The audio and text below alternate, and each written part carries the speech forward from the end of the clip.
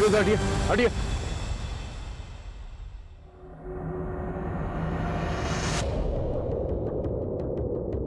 Sir लगता है काफी समय हो को इसका प्रिंट आउट निकाल के देता हूँ।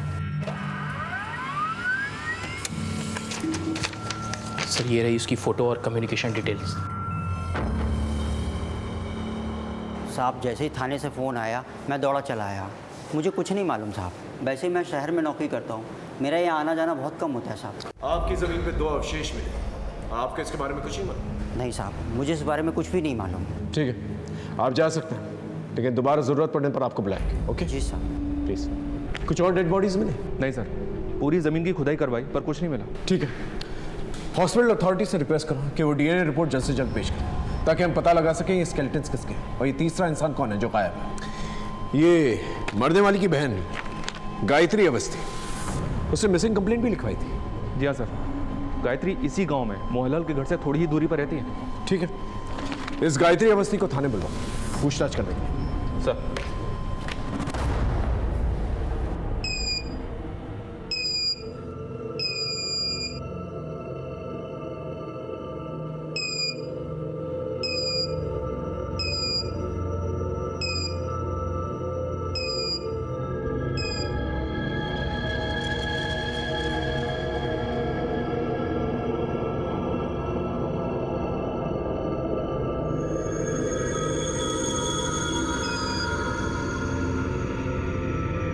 एक्सक्यूज़ मी सर, आप लोग अंदर नहीं जा सकते।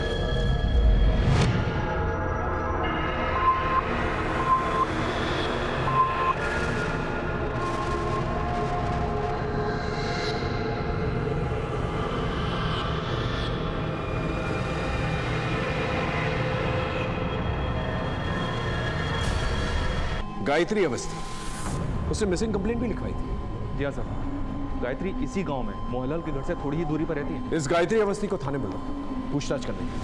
सर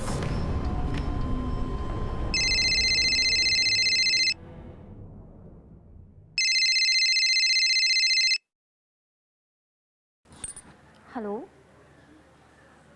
जी, मैं गायत्री अवस्थी बात कर रही हूँ। जी क्या?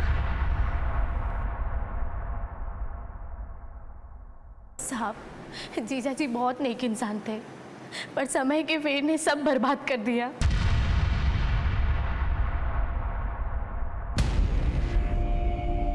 आप ना इस बुढ़ापे में सारा दिन आईने के सामने खड़े होकर बाल बनाते रहिए। राधा की शादी की चिंता है कि नहीं आपको? लड़की वाले हम हैं, इधर लड़के वालों के फोन पे फोन आ रहे हैं तारीख तय करने के लिए। तारीख उरीख तय करना है कि इस लड़की को भी हाथ से जाने दे। देखो, उन्हें शादी की तारीख तय करने की चिंता नहीं है, उन्हें है दान दहेज की चिंता। हाँ तो दान दहेज तो देना ही होगा। अरे रीति रिवाज है, आपकी करतूतों की वजह से ना आपने सारे दरवाजे बंद कर दिए। अरे कोई दरवाजे बंद नहीं, देखा की बात है। उसके बाद ये कर्जे वाले दिन, ये खराब दिन, इनसे हमें हमेशा के लिए छुटकारा मिल जाएगा। आप दोनों बाप बेटी के चेहरे पर ना थोड़ी भी परेशानी नहीं है। इधर बाप है कि ख्याली पुलाव पका रहा है, और उधर बेटी सारा दिन मंदिरों के चक्कर काटती रहती है। अरे तुमको अपनी शादी की चिंता उनता है कि नहीं? माँ, मेरी शादी की चिंता करने की कोई ज़रूरत नहीं है आपको। आप जगन को मना कर दो, मुझे भी शादी नहीं करनी है। हे भगवान, अरे बेटा ऐसी बात नहीं करते हैं। अब भगवान मालिक है, जो करेंगे अच्छा करेंगे। अच्छा ठीक है, तुम पहले ना कुछ खा लो, फिर हम राजेंद्र यादव के यहाँ चलते हैं। सुधिया बता रही थी कि उनके यहाँ कढ़ाई का खूब सारा काम आया है, तो हम दोनों माँ बेटी मिलकर कर लेंगे, अच्छा पैसा कमा लेंगे।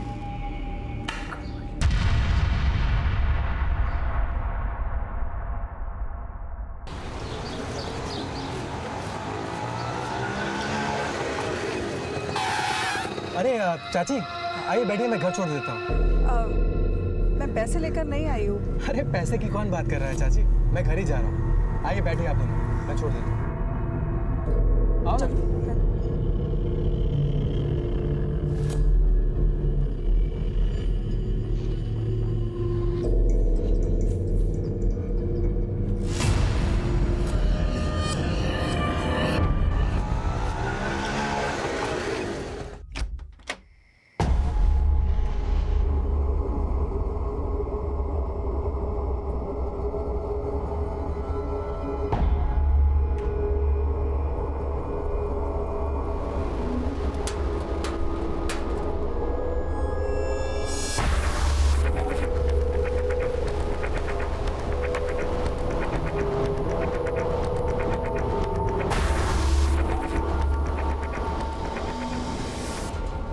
हुआ दीदी?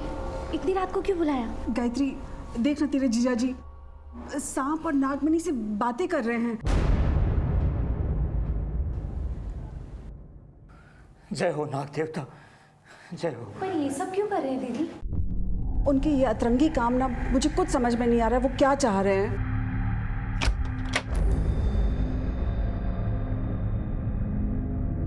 राधा बिटिया, अब तू देखना, तेरी शादी इतने धूमधाम से करूंगा ना, पूरा गांव देखता रह जाएगा। और गायत्री, बस 11 दिन की बात है, उसके बाद मैं तेरी और अशोक की किस्मत बदल के रख दूंगा। तू देखना तेरे जीजा जी क्या करते हैं तेरे लिए। तो क्या हमारा 15 लाख का कर्जा भी उतर जाएगा? अरे 15 लाख का कर्जा तो उतर ही जाएगा, हमारी तिजोरी भी भरी रहेगी।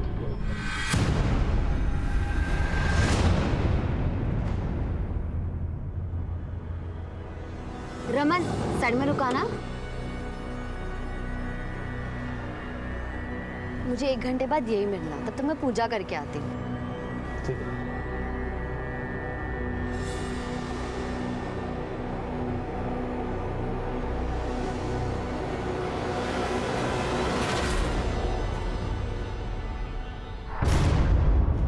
राधा, कहाँ रहती हो आजकल? ना फोन करती हो ना फोन उठाती हो, कल मिलने भी नहीं आई। शादी तक कितना तक पाओगे क्या? इरादा क्या है तुम्हारा? हमारी तुम्हारी कोई शादी नहीं हो रही, इसलिए ना ही अपना टाइम वेस्ट करो और ना ही मेरा। लेकिन क्यों?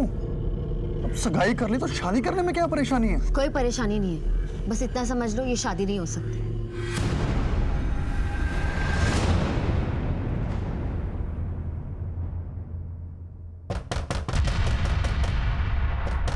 कौन है भाई? अरे आ रहे हैं, आ रहे हैं। कहाँ है हमारा पैसा? कर्जा लिया है या दान लिया है, लौटाने का नाम ही नहीं ले रहा और मुंह छिपा छिपा के भाग रहा है। अरे 10 दिनों के बाद मैं तुम्हारा सारा पैसा वापस कर दूंगा, और चाहिए तो मुझसे सूद पे पैसे लेके जाना। 10 दिन में ऐसी कौन सी करामात होने वाली है? दिखाता हूँ, ये देखो, इन 2 डिब्बों में है करामातों की कुंजी। क्या है इन डिब्बों में? खुद ही देख लो। जरा हम भी तो देखें। देखो।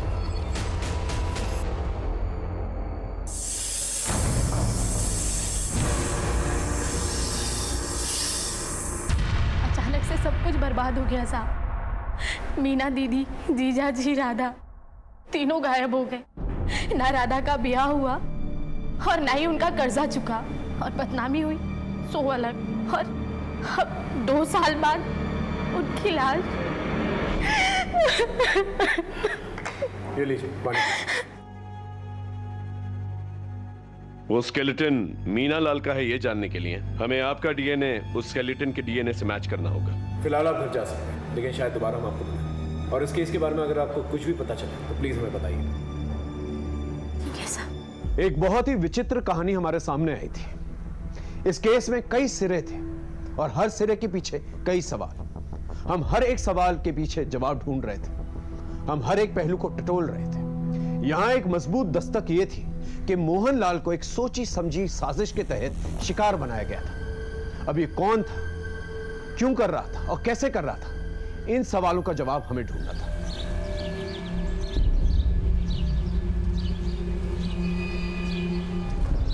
चल आज के लिए इतना ही, अब निकाल मेरे पैसे। लेकिन कल प्लीज यार नई वीडियो लाना। लेकिन कल 30 रुपए लगेगा, बोल देता हूँ। ये काली चाय? दूध नहीं है घर में, चीनी और पत्ती भी पड़ोसियों से मांग कर लाई हूँ। कुछ करो जगत। अरे कम से कम नौकरी ही चेंज कर लो, कितने पढ़े लिखे हो तुम। अरे उषा, ऐसे बीच में ये नौकरी नहीं छोड़ सकता।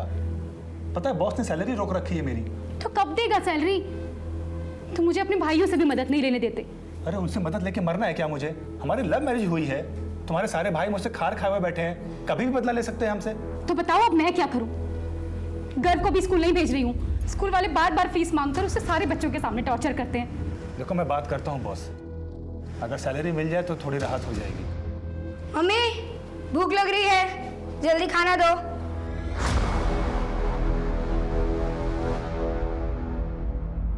ये रही ग्राम पंचायत ऑफिस की सीसीटीवी फुटेज, जिससे यह साबित हो गया था कि मोहनलाल ने ऑफिस से 3 लाख रुपए की चोरी की थी।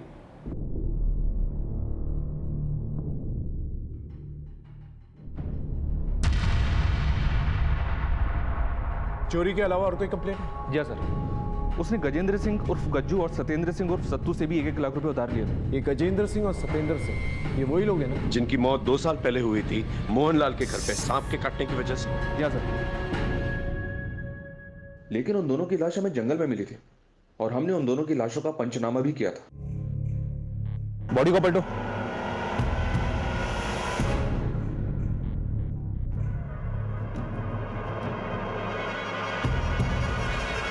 दोनों बॉडीज पूरी तरह से नीली पड़ गई हैं। शायद इनकी मौत सांप के काटने से हुई है। फिर भी एहतियात के तौर पर बॉडी को पोस्टमार्टम के लिए भेज दो और आसपास के गांव में पता करो ये लोग कौन है और यहाँ किस काम से आए थे। और हमें तुरंत पता चल गया था कि ये लाशें गज्जू और सत्तू की हैं। फिर गांव के पंचों ने मोहनलाल के खिलाफ शिकायत दर्ज की थी। हम इंक्वायरी के लिए मोहनलाल के घर पहुंचे तो वहाँ ताला लगा हुआ था। फिर हमें पता चला कि उसने गज्जू और सत्तू से 1-1 लाख रुपए ब्याज पे उधार लिए थे। और उसी वक्त मोहनलाल अपनी बीवी मीना लाल और बेटी राधा लाल के साथ फरार बचे। Right sir. और आज 2 साल बाद हमें कि एक लाश मोहनलाल की तो दूसरी लाश किसकी? माया बेटी दोनों में से किसी एक की होनी चाहिए। हो सकता है एक लाश अगर माँ की है तो बेटी गायब, और अगर एक लाश बेटी की है तो माँ गायब। या फिर हो सकता है कि माँ बेटी दोनों गायब हो, लाश किसी और की। या फिर ये भी हो सकता है कि माँ बेटी को कहीं और पे मारा गया। सवाल कहीं है, देखते हैं जवाब क्या मिलता है। एक बार डीएनए रिपोर्ट्स आ जाएंगी ना, सब कुछ साफ हो जाएगा। तुम्हें देख के कौन कहेगा कि तुम एक क्वालिफाइड मैकेनिकल इंजीनियर हो? 3 महीने से एक ही प्रोजेक्ट पे काम कर रहे हो। तुम्हें पता है ना कि हमारी company project to project basis पे ही पेमेंट करती है। Yes sir. अगर तुम्हें पैसे चाहिए तो प्रोजेक्ट पूरा करो, quick. No result no pay. Do you understand? Okay sir. Now get back to your work right now.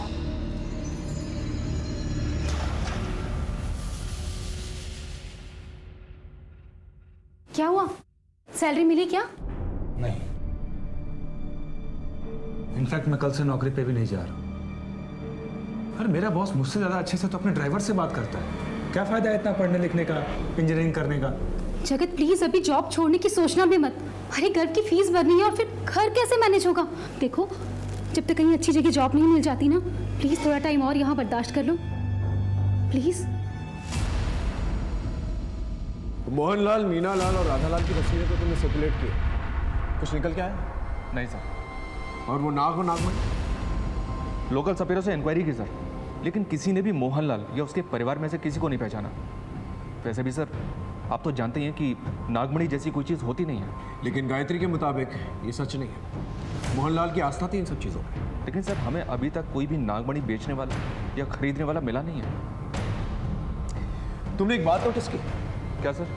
गांव वाले जिसको अपराधी ठहरा रहे हैं वही मुझे किसी अपराध का शिकार लग रहा है, क्योंकि इस तरह से उसकी लाश का ठिकाने लगा और फिर सरपंच के ऑफिस से चोरी की रकम का उसके घर पे नाम मिला और ये नागमणि का गायब हो जाता। बहुत सारे डॉट्स हैं जो मिसिंग हैं। वो डीएनए रिपोर्ट का क्या हुआ? अभी तक आई नहीं है सर, लेकिन जल्दी मिल जाएगी। अपने खबरी को गाँव में भेजो, देखो क्या निकल के आता है। Okay sir.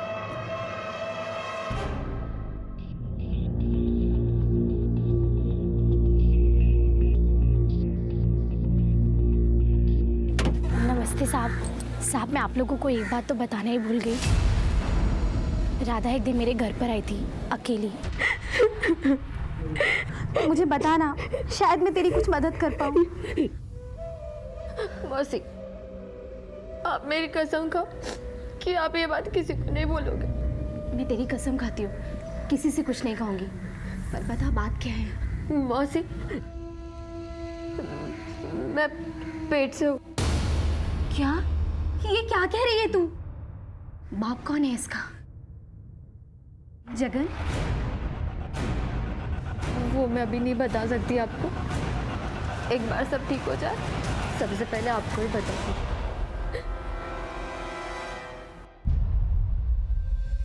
दीदी, आपका भाई? सर हम इन्वेस्टिगेशन के इस एंगल को ओपन करते हैं और राधा के बारे में पता करते हैं। आपको क्या लगता है राधा अपनी मर्जी से प्रेग्नेंट हुई थी या उसके साथ जबरदस्ती की गई थी? साहब अगर जबरदस्ती नहीं होती तो वो रोती क्यों? मुझे तो यकीन है ये काम उस लिच्चड़ मनोज मिश्रा ने ही किया होगा। जीजा जी ने उससे पैसा उधार लिया था।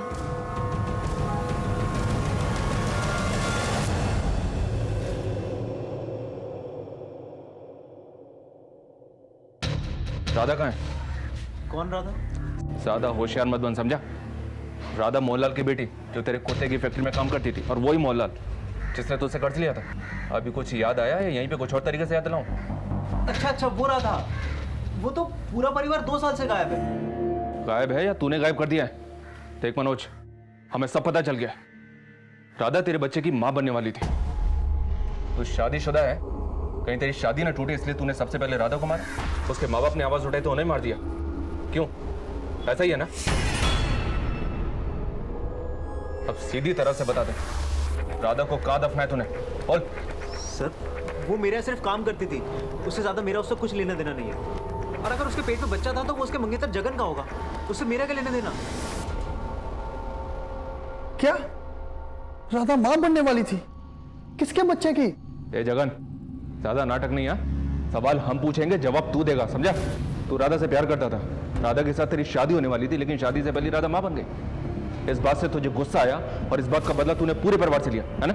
सर मैं कुछ नहीं जानता, और राधा ने भी मेरे साथ बात नहीं करी। मंगनी के 1-2 दिन बाद उसे पता नहीं अचानक क्या हो गया था। कटी कटी सी रहती थी मेरे साथ वो, ना मेरा फोन उठाती थी, जब मिलने जाता तो ढंग से बात नहीं करती थी, वो करनी काटती थी मेरे से।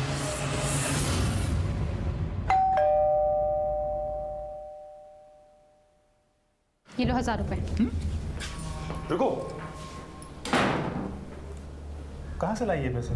अपने कान के बुंदे बेच कर लाई हूं। मैं गर्व का फ्यूचर ऐसे बर्बाद होते हुए नहीं देख सकती, और उसे पढ़ने के लिए भी नहीं बोल सकती। पता नहीं पूरा दिन कहां घूमता फिरता है। अब आप जाओ और उसके स्कूल की फीस भर दो। अरे अब जाओ ना।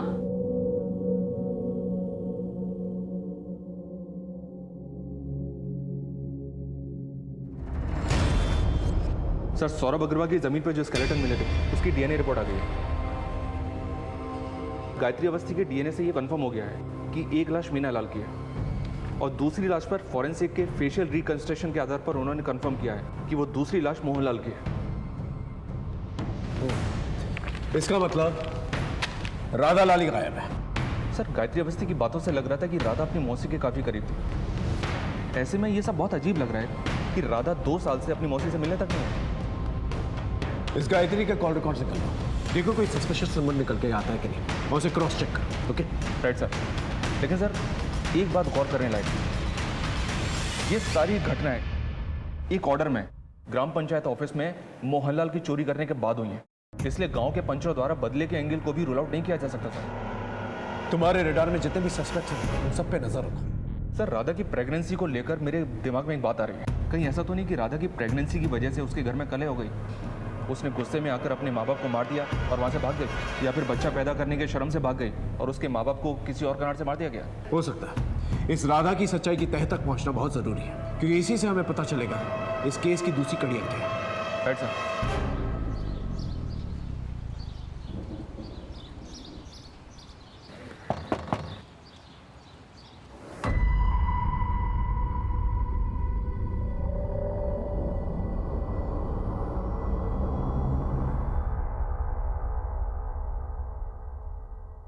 स्कूल वाले मान गए 1000 रुपए में।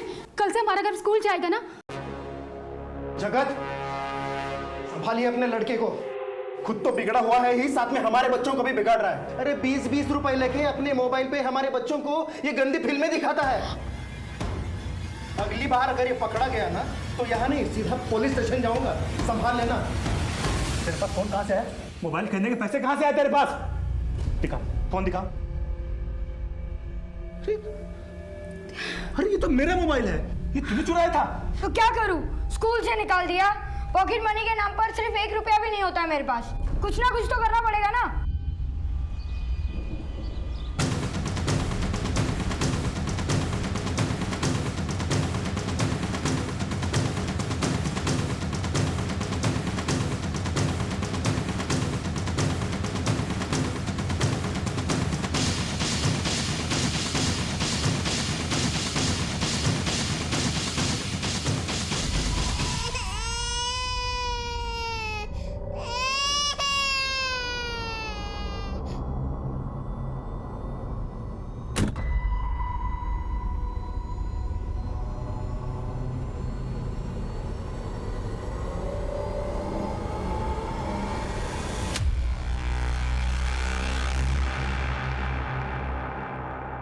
बच्चे का ठीक से देखभाल किया करो। बुखार है, वही मैं दवाइयाँ लिख करके दे रहा हूँ। 2 दिन के बाद फिर से ला के दिखा लेना।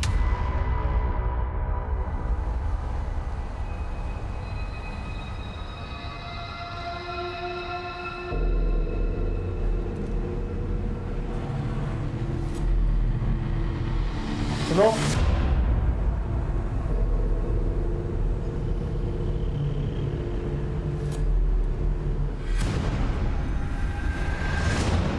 हमारी पूरी कहानी राधा के इर्द गिर्द फंसी हुई थी।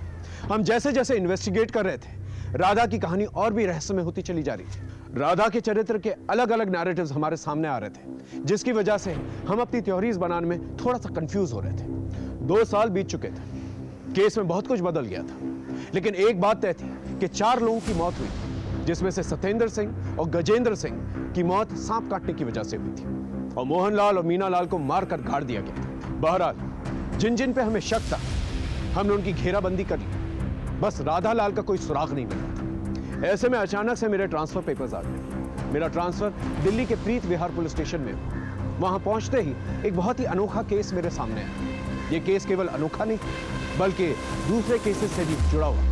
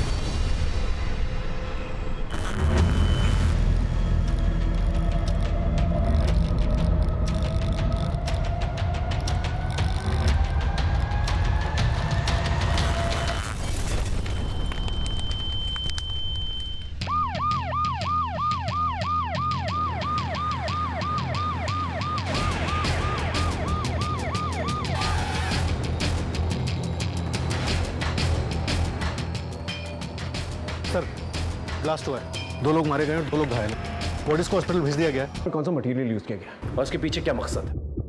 हो सकता है ये टेररिस्ट एक्टिविटी हो। इस फार्म हाउस का मालिक कौन है? Prashant Verma sir, London based NRI। यहाँ एक सिक्योरिटी गार्ड परमानेंट जॉब करता था, जो यहीं रहता था। फिलासिक टीम से कहो इस फार्म हाउस की अच्छी तरह से तलाशी ले। ये जिस किसी ने भी किया है वो समाज के लिए काफी खतरनाक हो सकता है।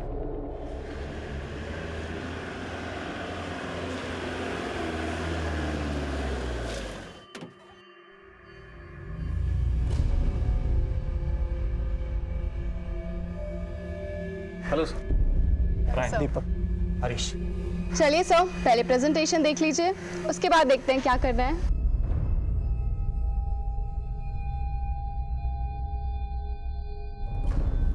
इंटरेस्टिंग। इसकी बाजार में क्या कीमत बताई आपने? सर इसकी कीमत 1 लाख करोड़ है। 1 lakh crore? Yes sir. You had it right, sir. It's an investment for generations. हम आपके सर से कब मिल सकते हैं? सर अभी वो बार्सिलोना में इंटरनेशनल सेमिनार अटेंड कर रहे हैं। अगर आप बोलेंगे तो मैं उन्हें एक SOS मैसेज डाल दूंगा। हाँ सर, तभी वो नेक्स्ट वीक प्लान कर पाएंगे आने का। ठीक है, हम उनसे नेक्स्ट वीक मिलना चाहेंगे। कंपनी तो काफ़ी नामी ग्रामी और 2 साल से चल भी रही है। और ये देखिए इनकी वेबसाइट पर काफ़ी विदेशियों के साथ फोटोज़ डालें और ये उनके इंटरव्यूज़ भी। और साथ ही में ये खबर है कि इनके कई ब्रांचेज है यूरोप में भी। मुझे तो सब कुछ ऑथेंटिक लग रहा है। क्या कहता है फिर? डील लॉक कर क्या? सर, फार्म हाउस ब्लास्ट में मरने वाले लोगों की शिनाख्त हो गई। एक का नाम है सुशील कपूर और एक अर्जुन चैटर्जी। दोनों के घर वालों को नहीं पता था कि वो यहाँ आए थे। उनके घर वालों को इस ब्लास्ट के बारे में भी कुछ नहीं पता। घर वालों की CDR रिपोर्ट निकालवा, हम कोई चांस नहीं ले सकते। Right sir. घायलों की स्थिति क्या है? सर वो अब भी बात करने की स्थिति में नहीं है। उनमें से किसी एक को भी अगर होश आ जाता है तो हमें काफ़ी इन्फॉर्मेशन मिल सकती है। हॉस्पिटल के PRO से टच में। और ये ब्लास्ट की इमीडिएट फॉरेंसिक रिपोर्ट क्या निकली? सर ब्लास्ट में मीथेन गैस का इस्तेमाल हुआ था और ब्लास्ट में यूज हुए दूसरे केमिकल्स की रिपोर्ट आनी अभी बाकी है। और वो सिक्योरिटी गार्ड जो भागा था उसके बारे में कुछ पता चला? सर उसके पीछे एक टीम लगा रखी है, उसका फ़ोन अभी भी स्विच ऑफ जा रहा है और वो अपने गांव भी नहीं पहुंचा है। चारों तरफ कड़ी निगरानी रखो और इस ब्लास्ट की तह तक पहुंचना हमारे लिए बहुत ज़रूरी है, वरना ये मीडिया वाले बहुत बड़ा बवाल खड़ा करेंगे।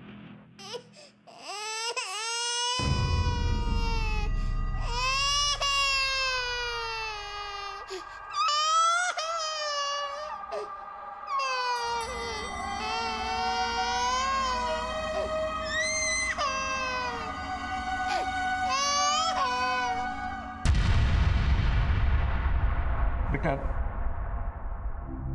तेरे इन आंसुओं का जिम्मेदार मैं हूं। मैं मानता हूं कि न तो मैं अच्छा बाप बन पाया और न अच्छा पति।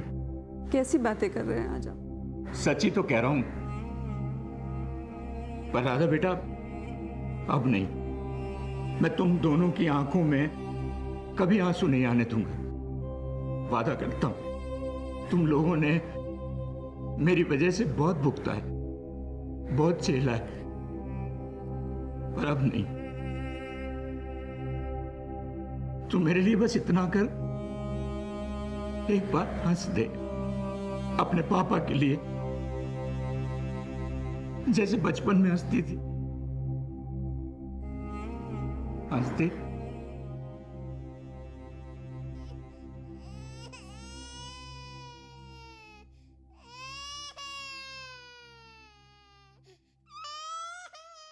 जैसा आप लोगों ने कहा, हमने पूरे 80 लाख रुपए फंड ट्रांसफर कर दिए हैं। That's great sir. हम लोगों ने भी सर को इन्फॉर्म कर दिया है। वो बार्सिलोना से अबू धाबी आ चुके हैं, बस 2 ही दिन में इंडिया आ जाएंगे। तब तक हम कॉन्ट्रेक्चुअल एंड लीगल फॉर्मेलिटीज कर लेते हैं, ताकि जब सर आए तो पेपर वर्क स्मूथ हो जाए। That's great. Sir, farm house में जो ब्लास्ट हुआ था, उसी पैटर्न का एक ब्लास्ट 3 महीने पहले कोलकाता में भी हुआ। ये पुलिस हेडक्वार्टर से फाइल की कॉपी आई है। ये तो काफी शॉकिंग है। क्या हुआ सर? रेडियो एक्टिव ब्लास्ट में जो कंपनी इन्वॉल्व है, उसके बोर्ड ऑफ डायरेक्टर्स में ये जो नाम और ये तस्वीर, ये तो वही शख्स है जिसका केस मैं कटवा में सॉल्व नहीं कर पाया। सर मोहनलाल। ताज्जुब की बात यह है कि 2 साल पहले मर चुका है और ये वेबसाइट 2 साल के बाद बनाई गई है।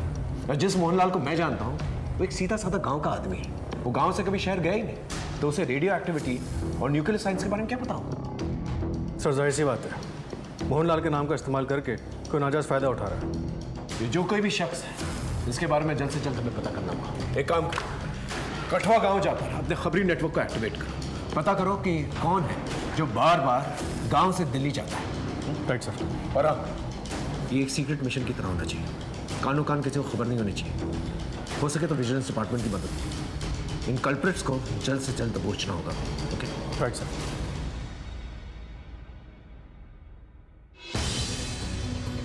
हमने और हमारी टीम ने एक रणनीति तैयार कर ली थी और हमने बहुत ही सावधानी से सारे कल्प्रिट्स को एक साथ बिना किसी हलचल के दबोचना चाहते थे, ताकि कोई भी भाग निकलने में कामयाब ना हो सके। सर, साइबर सेल ने इस कंपनी की वेबसाइट की ऑथेंटिसिटी चेक की। उनके हिसाब से इस वेबसाइट का आईपी एड्रेस मोहनलाल के नाम पर ही रजिस्टर्ड है और खबरों ने पता लगाया कि आजकल इन दोनों का दिल्ली आना जाना काफ़ी बढ़ गया है सर। और एक बात सर, इनमें से एक गांव काफ़ी आता जाता है, जबकि दूसरा काफ़ी टाइम से अपने गांव नहीं लौटा है। साहब, यही है वो फार्म हाउस का चौकीदार। साहब मुझे माफ कर दो, मैं पैसे की लालच में आ गया था साहब। एक साहब ने आपसे 2 दिन के लिए बंगला किराए पे लिया था, सोचा कि मैं थोड़ा बहुत पैसा कमा लूँ साहब। इनमें से कोई है? सर ये था।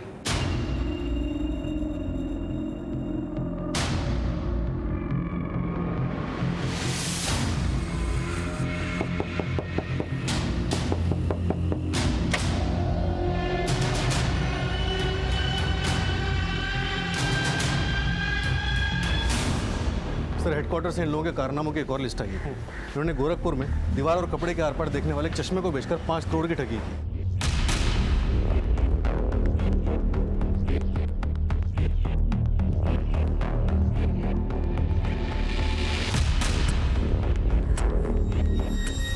चश्मा बेचने के लिए इन्होंने जुड़वा लड़कियों का इस्तेमाल किया। जुड़वा लड़कियों? हाँ सर। और लोगों को लगा कि एक ही लड़की दीवार के आर पार से नजर आ रही है। इसके बाद इन्होंने दार्जिलिंग में रुद्राक्ष और माला बेचकर 3 करोड़ की ठगी की।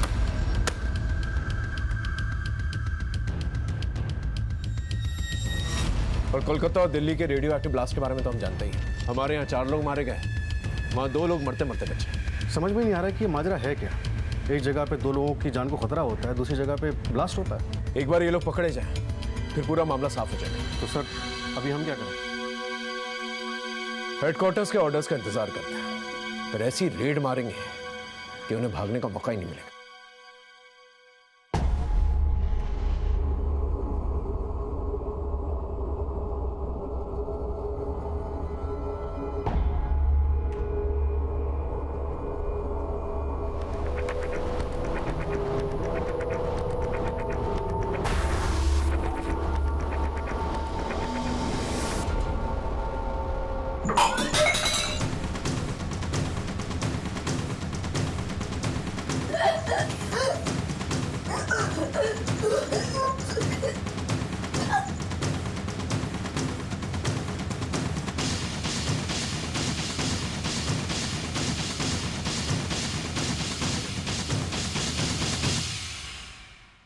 सर ये रही हेडक्वार्टर से ऑर्डर शीट। हम अपने एंड पे पूरी तरह से प्रिपेयर्ड हैं। अरेंजमेंट फुल प्रूफ है? पूरा अरेंजमेंट हो गया sir.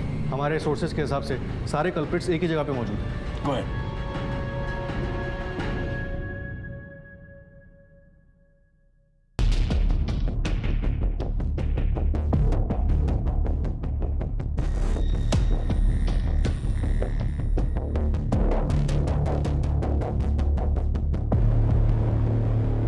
Hi Deepak, Jagan, Harish, please come.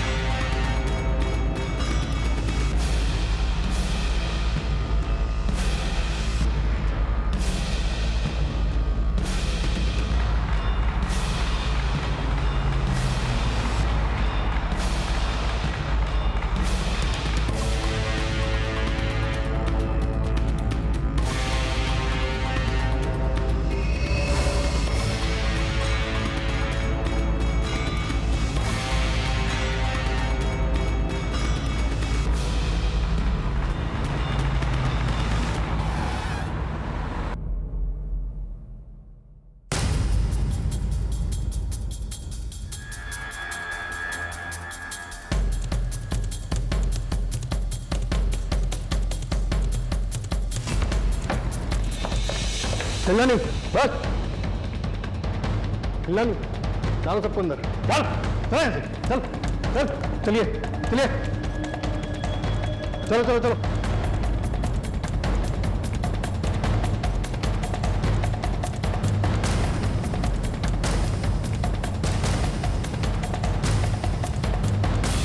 दोनों जीजा साले ना जाने कितने सपनों और जिंदगियों के साथ खेले हो।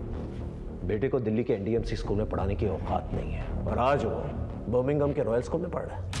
वाह, एक ऑटो रिक्शा चलाने वाला, एयरप्लेन चलाने की ट्रेनिंग लेने वाला है। तुम दोनों ने जो 2 सालों में किया है ना, वो एक हार्वर्ड ग्रेजुएट 10 सालों में ना कर पाए।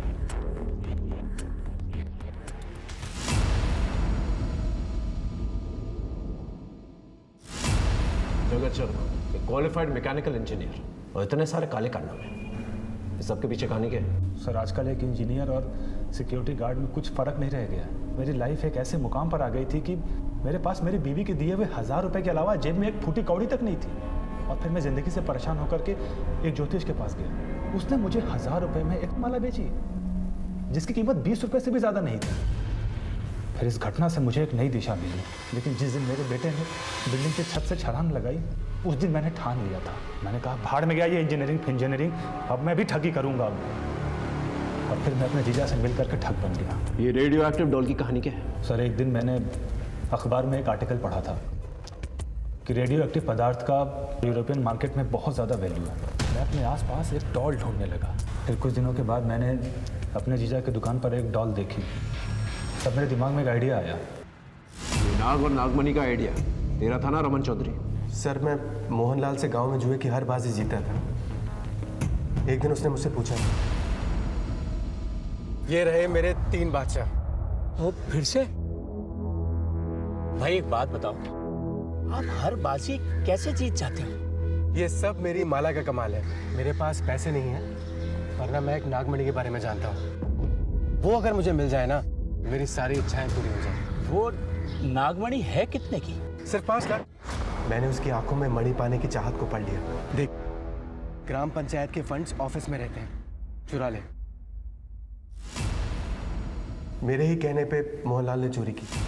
भाई ये पूरे 5 लाख रुपए, 3 लाख रुपए मैंने वो ऑफिस से चुरा लिए थे। 1 लाख रुपया मैंने सत्तू और गज्जू से ब्याज पे ले लिया। काम तो हो जाएगा ना भाई? ये लो, इससे तुम्हारी सारी इच्छाओं की पूर्ति होगी। मुझे पता था कि कोई चमत्कार नहीं होने वाला। मुझे तो लगा था कि एक दिन सांप खुद उन्हें डस लेगा और उसी के साथ सारे किस्से कहानियां खत्म हो जाएंगे, मगर गज्जू और सत्तू की मौत ने सब गड़बड़ कर दी। सांप सत्तू और गज्जू को काटने के बाद गायब हो गया। फिर दोनों पति पत्नी मुझसे मिलने आए। साले धोखेबाज, निकाल मेरे पैसे। कैसे पैसे? चल निकल यहाँ से, नहीं तो पुलिस में दे दूंगा। तुम्हारे कारण सत्तू और गज्जू की मौत हुई और तुम्ही ने गांव में चोरी भी की। पंचों ने तुम्हारे खिलाफ पुलिस में कंप्लेन भी करवा दी है। किसी को पता ना चले इसलिए मैंने लाशों को किसी सुनसान जगह पे गाड़ दिया। जमीन की खुदाई। राधा को कैसे फंसाया? मैंने राधा को एक झूठी कहानी सुनाई। गांव वालों ने तुम्हारे माँ बाप को मार दिया है। क्या? और वो तुम्हें भी कभी भी मार सकते हैं। देखो राधा, इससे पहले कि वो तुम तक पहुंचे, तुम भाग चलो मेरे साथ। चलो ना, चलो। मैं उसका ख्याल रखता था और उसके बदले में उसका इस्तेमाल करता था। राधा कहाँ है?